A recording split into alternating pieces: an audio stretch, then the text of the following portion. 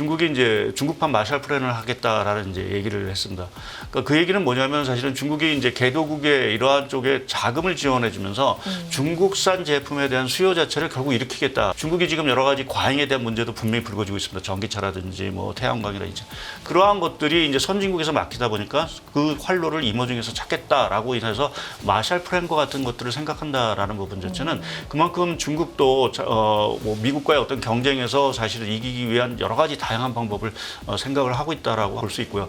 그렇기 때문에 우리나라 입장에서도 보게 되면 뭐 미국의 어떤 기술력을 이긴다라기보다는 탁상고문 같은 얘기지만 뭐 정부의 어떤 적극적인 지원 자체도 지금은 좀 필요한 시점들이 아닌가라는 좀 고민을 좀 해봤습니다. 자, 이분과 함께 또 시장 얘기 나눠보겠습니다. 하이투자증권 리서치센터 박상현 전문위원 나와 계세요. 어서 오세요. 네, 안녕하세요. 간밤 얘기부터 좀 해볼까요? 나스닥이 사상 처음으로 17,000선 돌파하면서 네. 마무리가 됐습니다. 어떻게 보셨어요? 시장 관전평 듣고 싶어요. 뭐 일단 대단하다라는 생각도 대단하다. 예, 네. 특히 이제 엔비디아 뭐 주가가 뭐 사실상 견인을 하고 있는 상황들이고요. 결국 우리가 뭐 얘기는 했지만 결국 이 AI 반도체 뭐 이러한 사이클 자체가 결국 좀 계속 빅 사이클 쪽으로 가는 이러한 흐름으로 좀 나오고 있는 것이 아닌가 좀 판단을 해봤습니다. 엔비디아 진짜 대단합니다. 예. 네. 없는 엔비디아 안 갖고 있는 투자자분들과 갖고 있는 분들의 이 차가 심리적으로도 그렇지만 실제 이 수익률도 진짜 어마어마하잖아요. 예, 그렇죠. 네. 뭐 지금 뭐 우리가 벼락거지 얘기를 하는데 예, 결국 이제 엔비디아를 갖고 있느냐 안 갖고 있느냐에 따라서 사실은 뭐 수익률 차이가 상당히 좀 클 수밖에 없는 부분들이고.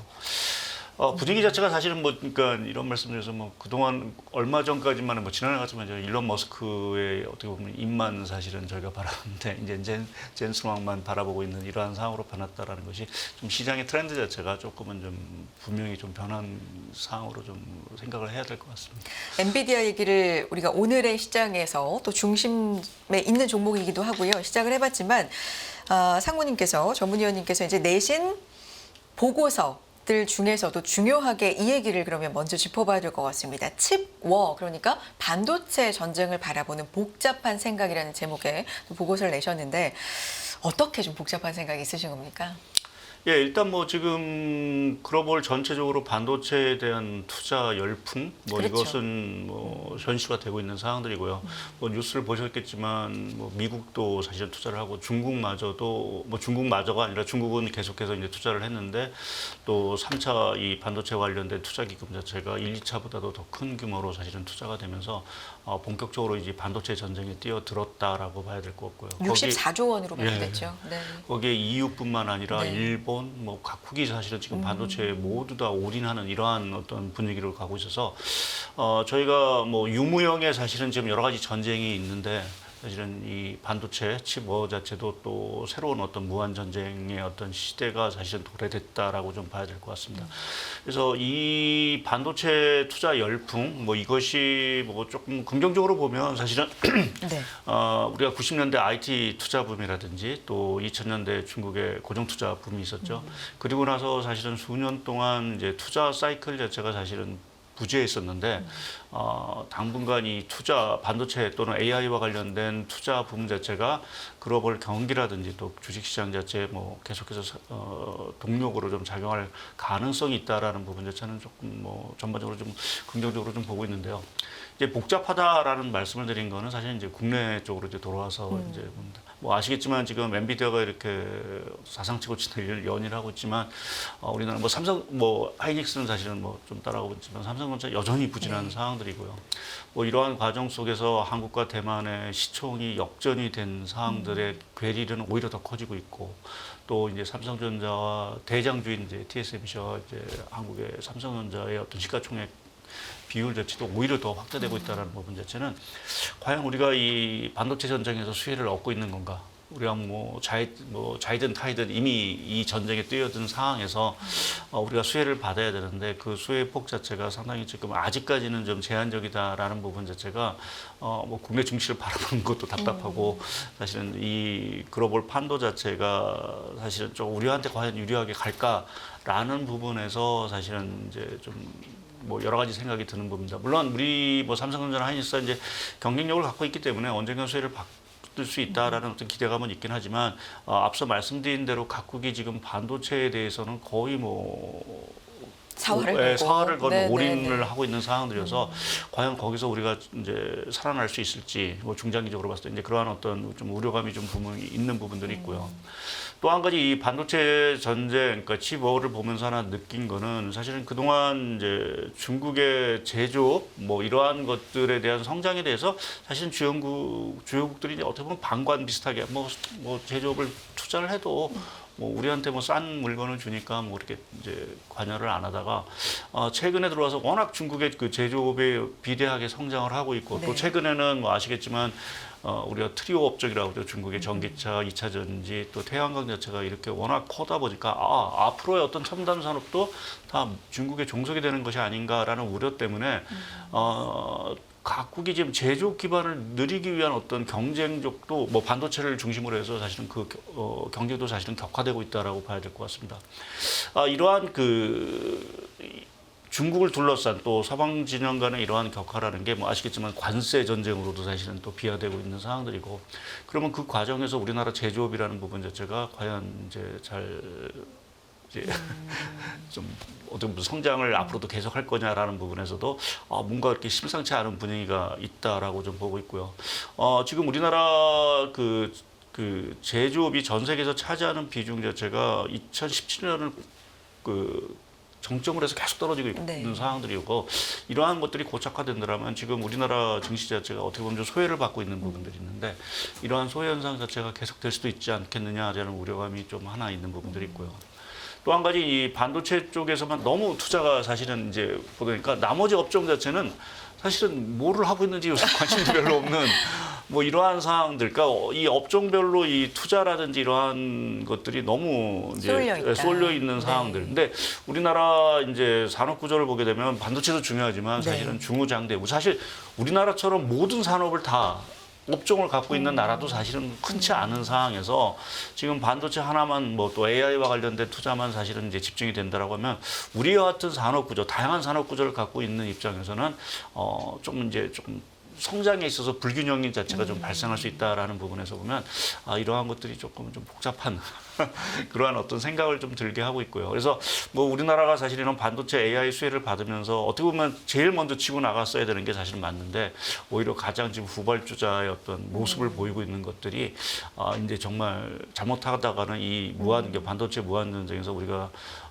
이게 승자가 아니라 네네. 사실은 잘못하면 패자가 될 수도 있다는 어떤 우려감이 조금 요새 드는 생각으로 좀 자료를 좀 정리를 해봤습니다. 이 복잡한 생각이라는 제목에 네. 정말 많은 분들이 좀 공감을 하시지 않을까라는 생각이 드는데 이 한국 하면은 대만도 그렇지만 반도체 강국인데 반도체 전쟁의 중심에 사실 AI발 네.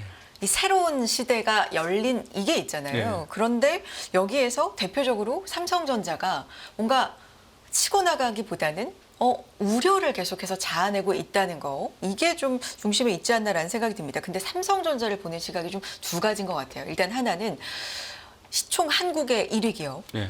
삼성전자인데 이렇게까지 어떻게 보면 주가에 있어서 조금 희화화되기도 하고 예. 계속 걱정만 자아내는 이게 뭐 과도한 거 아닌가라는 좀 시간이 필요한 거 아닌가라는 쪽과 또 하나는 이렇게 중요한 시점에서 한 발의 차이로 5년, 10년, 20년 후가 결정될 수도 있다. 굉장히 중대한 기로다라는 어떤 그런 위기감이 좀 동시에 있는 것 같은데 여기에 대해서도 위원님 생각을 좀 해보셨을 것 같아요.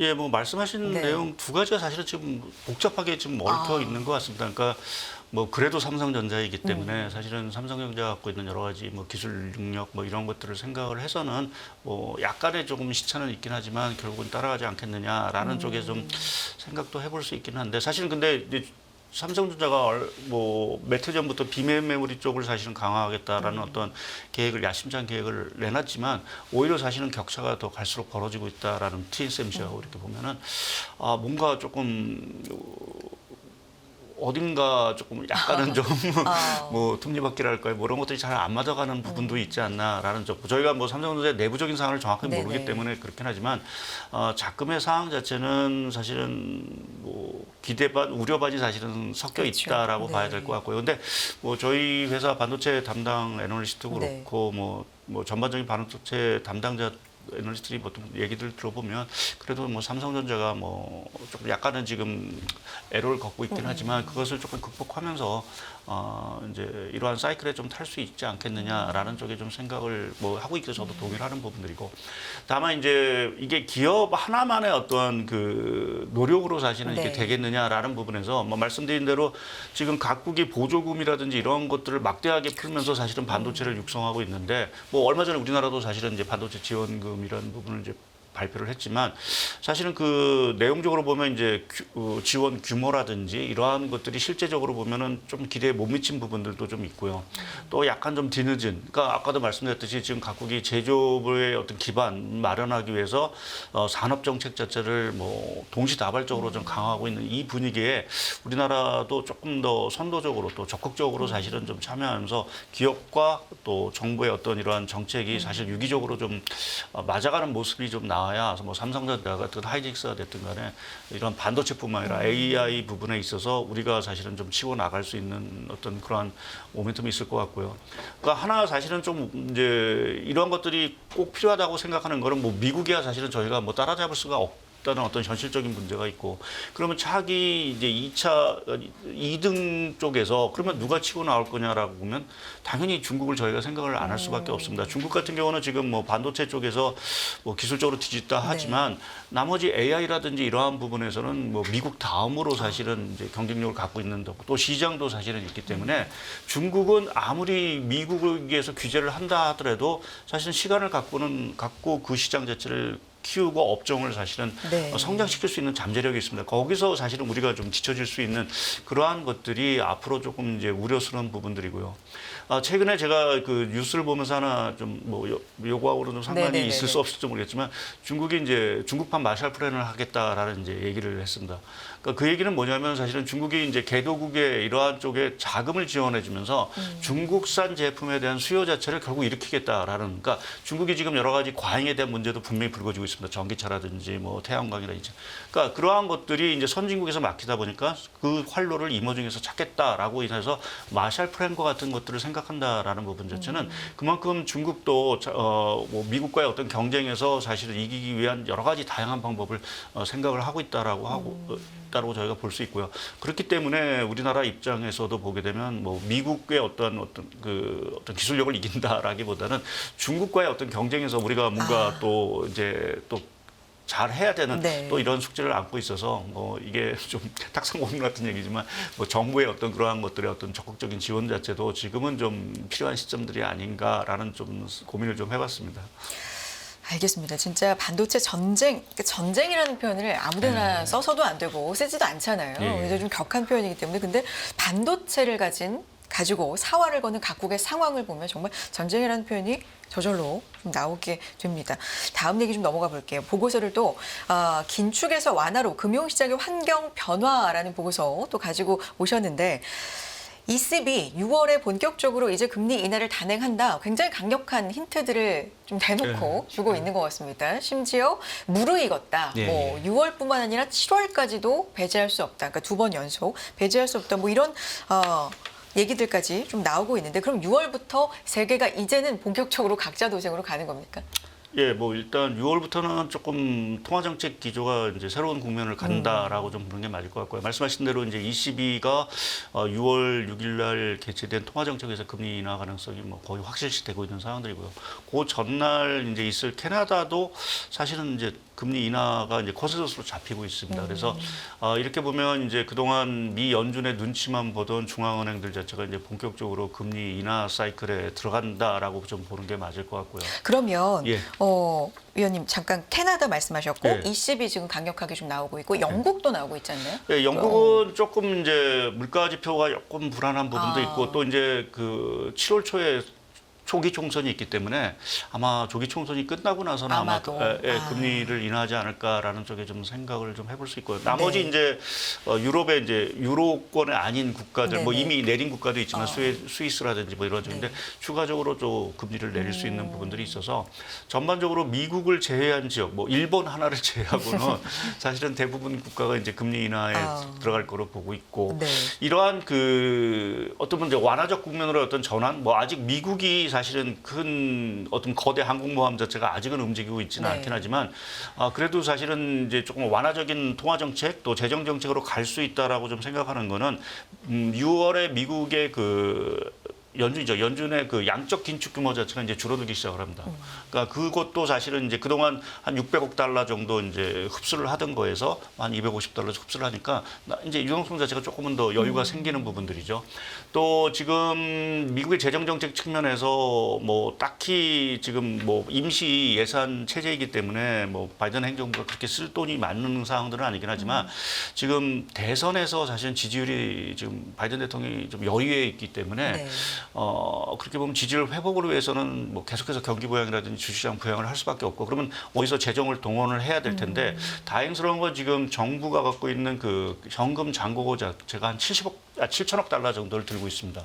그래서 아마 대선 전까지는 그러한 자금들을 가지고 조금은 더 그 재정 쪽을 좀 확대하지 않을까. 그것은 고용이라든지 또 인프라 투자라든지 이러한 쪽에서의 어떤 그 지출 자체가 상당히 강화될 수 있다라고 보면 전반적인 분위기 자체는 지금 뭐 연준 인사들이 계속해서 뭐 매파적인 발언을 네. 하고 있긴 하지만 지금 전반적인 흐름 추세 자체는 오히려 완화적인 쪽으로 사실은 좀 가고 있다라고 좀 봐야 될 것 같고요. 물론 이제 6월달에 나올 이제 미국의 물가 상당히 이제 중요하고 그것이 9월달에 금리 인하를 과연 불씨를 땡길 거냐라는 부분에서 만약 다행스럽게 물가 자체가 좀 진정이 된다면 이제 9월 금리 인하 가능성 자체가 다시 커질 거고 이제 그것은 이제 국제 금리 하락이라든지 이러한 것들을 통해서 말씀드린 대로 미국마저도 이제 완화적인 쪽으로 이제 돌아설 수 있다라는 쪽으로 지금 분위기가 잡힐 수 있어서 6월이 어찌 보면은 조금 이제 통화 정책 우리가 그동안 2022년 3월에 이제 미 연준이 금리를 올리고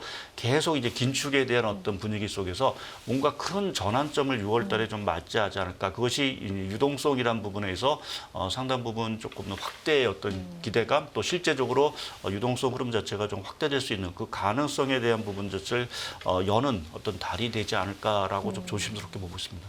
그 어떤 출발선이 되는 게 6월부터다. 네. 아무래도 주요국들의 금리 인하가 좀 예고가 되어 있기 때문에 그런데 위원님 5월 한 달만을 봐도요. 네. 이 연준의 금리 경로에 대한 예측이 네.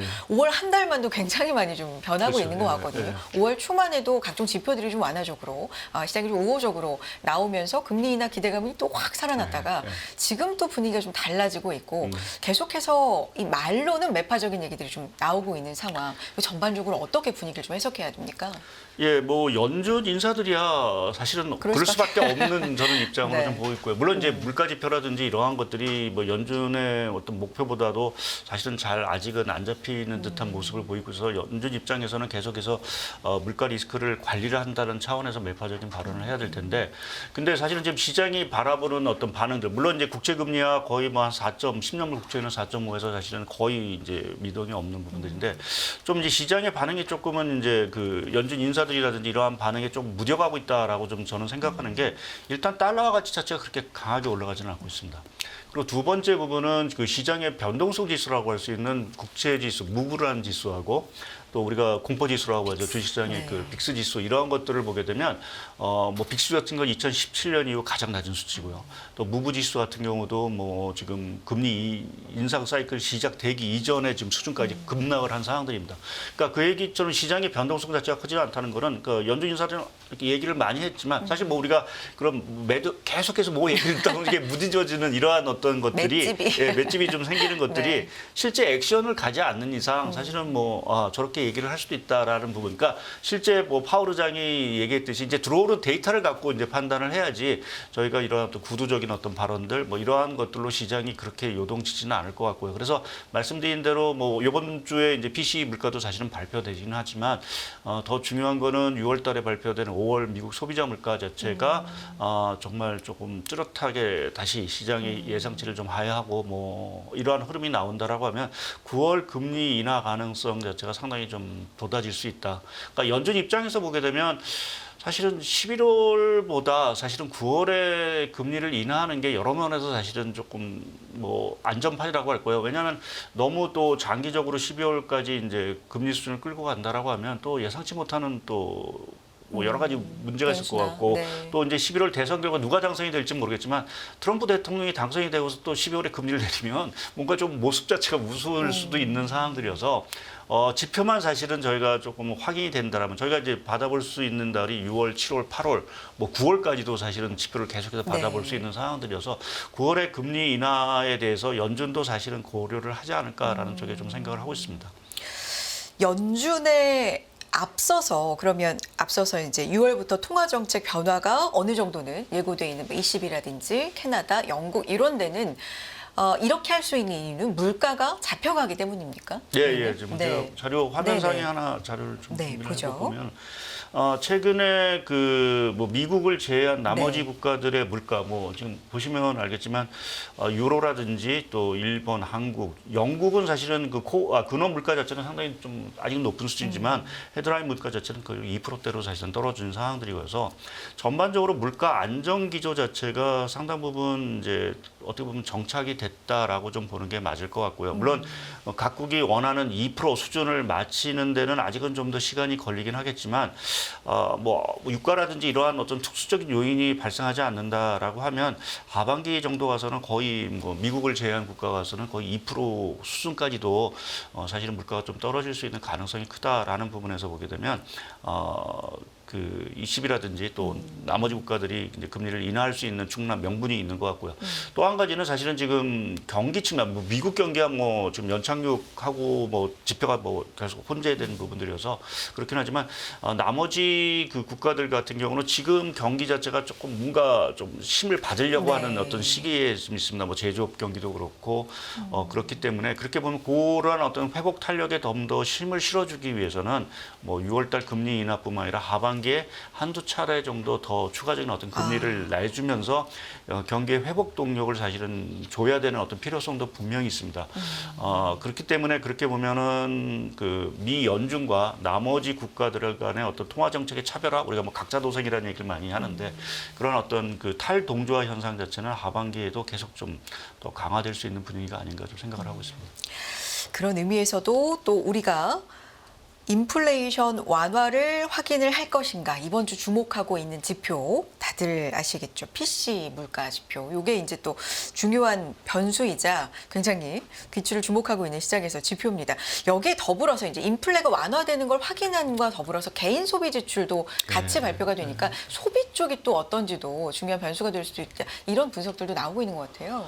예, 뭐 지금 PC 물가 자체에 대한 관심이 뭐 당연히 커질 수밖에 없고 그런데 뭐 지금 시장 예상치에 거의 뭐 준하는 정도에 나오지 않을까라는 좀 개인적인 생각을 하고 완화 있고. 쪽이죠, 그러니까 인플레가 완화되는. 조금 완화되는, 네. 예, 뭐 아주 크게 완화된다라고 보긴 하고 소비 지출과 관련돼서는 뭐 지금 이 심리 지표 같은 경우도 뭐 미시간하고 뭐 컨퍼런스 보도에 소비자가 뭐 서로 엇갈리고 하는 상황들 또 일부에서는 뭐 그 초과 저축 자체를 대부분 다 소진했기 때문에 이제 소비 탄력이 떨어진다라고 이제 생각하는데 제가 드는 생각은 일단 기본적으로 노동 시장 자체가 결국 여전히 타서 임금을 계속 좀 받고 있는 상황들이고요. 또 과거에 이렇게 소비가 떨어지는 국면에서 이제 주로 나와놨던 소비를 위축시키는 게 사실은 자산 효과입니다. 뭐 부동산 가격이 떨어지고 주가가 떨어지면서 실제 이제 자산 쪽에서 뭔가 줄어들면서 소비를 이제 줄이는 경향인데 뭐 지금 보시면 알겠지만 미국은 부동산도 사실은 안 빠지고 있는 상황들이고 주식시장 뭐 지금 나스닥이라든지 뭐 다우야 조금 주춤하지만 뭐 S&P 계속해서 사상체 우칠 주식 쪽에서 순자산 자체가 계속 늘고 있는 이러한 상황들 또 미국의 요새 그 뭐 이건 조금 뭐 단기적인 분들은 아니긴 하지만 미국의 베이비붐 세대들이 갖고 있던 그 자산들 자체가 이제 그 자녀 세대들로 계속 대물림이 되고 있다라는 이제 뉴스들도 많이 나오고 있습니다. 그래서 그렇게 보면 미국 가계 쪽에서 뭐 그렇게 소비를 위축시킬 수 있는 뭐 요인들 자체가 그렇게 뚜렷하지 않다라는 측면에서 보면 사실 물가만 조금만 진정이 돼도 소비는 그냥 뭐 그럭저럭 유지가 되는 이러한 흐름으로 좀 가지 않을까 해서 미국의 경기, 소비, 뭐 경기 이러한 부분에 대해서는 계속 연착륙 쪽에 대한 모습들이 계속 유지될 거로 좀 생각을 하고 있습니다. 이 PC가 인플레이션이 어느 정도 조금은 완화되는 쪽으로 지금 예상은 나오고 있습니다. 전월비 0.2% 상승으로 예상이 되고 있고 직전월이 0.3% 상승이니까 상승폭이 좀 둔화했을 거다 이건데 이게 만약에 단기적으로 좀 예상에 부합하지 않을 경우에는 시장에 좀 부정적인 영향이 있을 수도 있을까요? 아무래도 단기적으로 좀 네. 부정적인 영향이 있을 거로 보고 있긴 하지만 사실은 그 영향은 좀 제한적일 거로 좀 보고 있고요. 그렇습니까? 네. 말씀드린 대로 6월 달에 나올 여러 가지 이제 좀 화두 자체, 물론 이제 6월 달에 FOMC도 얘기도 있고 뭐 거기서 또 이제 여러 가지 또 얘기가 나올 수 있는 부분들이 시장에 조금 교란 요인이 될 수 있긴 하지만 전체적으로 하반기 전체적인 그림을, 그러니까 특히 이제 11월 미 대선 이전까지는 저 개인적인 생각은 오히려 긴축보다는 완화 쪽에 대한 목소리 자체가 더 커지는 국면이다. 그래서 뭐 계속 거기에 또 중국마저도 최근에 여러 가지 정책 뭐 이러한 것들이 나오면서 글로벌 유동성에 또 보탬이 사실은 또 다행스럽게 되고 있는 상황들이어서 뭐 최근에 우리가 에브리싱 랠리 뭐 이러한 얘기를 좀 많이 이제 좀 또 다시 거론하고 있는데 저 개인적으로는 11월 대선 이전까지는 좀 에브리싱 랠리 뭐 이러한 흐름이 조금 이어지는 이러한 국면으로 가서 뭐 주식시장도 그렇고 각종 자산 시장에서도 뭐 조금은 좀 랠리를 저희가 조금 즐길 수 있는 그러한 국면이 3분기 흐름이 아닌가라는 쪽에 좀 판단을 좀 하고 있습니다. 에브리싱 랠리는 지속이 예, 11월 어느 대선까지는 정도는? 예. 네, 대선 전까지는. 예. 한 가지만 이 변수랄까요? 유가가 간밤에도 좀 크게 올랐는데 오펙 회의에서 감산이 유지될 거라고 예상이 지금은 예. 좀 되고 있는 상황이고 지정학적 리스크도 다시금 조금 불거지고 있는 상황인데 요거는 단기적인 이슈나 뭐 인플레의 큰 변수가 될 거로는 시장에서는 보지 않고 있는 상황입니까? 예, 뭐 어떻습니까? 80불 초반 정도 수준이면 사실은 뭐 그렇게 인플레를 자극할 정도의 수준은 아닌 거로 좀 보고 있고요.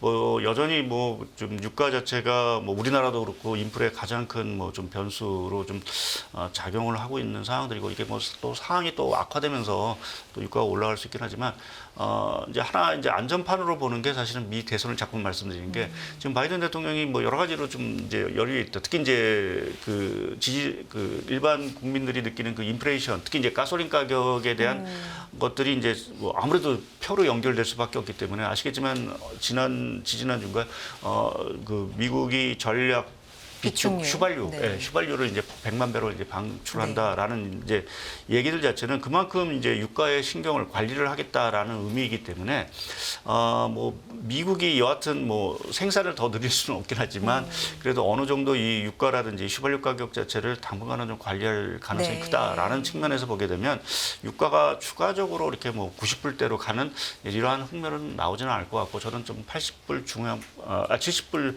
후반대에서 한 80불 초반대 이 정도의 좀 박스권을 유지하지 않을까라는 쪽에 좀 생각을 하고 있습니다. 알겠습니다. 마무리로 에브리싱 랠리까지 뭐 말씀해 주셨으니까 어느 정도는 네, 윤곽이 잡혔지만 마무리로 이제 6월 앞두고 시장에서 어떤 부분 좀 주목해야 되는지 마무리 말씀 부탁드릴게요.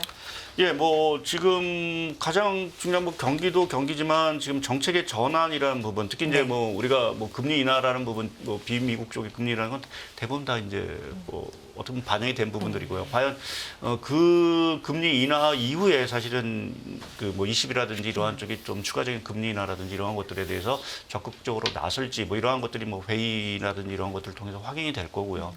또 아무래도 뭐라 해도 사실은 저희가 뭐 6월 FOMC라는 부분에 또 하나의 어떤 중요한 변수가 있고 말씀드린 대로 그 직전에 발표되는 미국의 소비자 물가 뭐 이러한 것들이 뭐 하나의 좀 단기적인 변곡점이 될 수 있긴 하지만 전체적인 어떤 큰 틀에서 봤을 때는 저희가 뭐 분명히 긴축 사이클에서 완화적인 국면으로 사실은 넘어가고 있고 그러한 것들을 뒷받침해주는 여러 가지 지표들 뭐 이러한 것들이 또 회의 결과라든지 이러한 것들이 좀 계속 잇따라 나올 수 있는 부분들이 있어 그러한 부분에 조금은 좀 시장이라든지 좀 투자에 좀 집중을 하는 것이 맞지 않을까 좀 보고 있습니다. 알겠습니다. 하이투자증권 리서치센터의 박상현 전문위원 함께했습니다. 위원님 말씀 고맙습니다. 네, 감사합니다.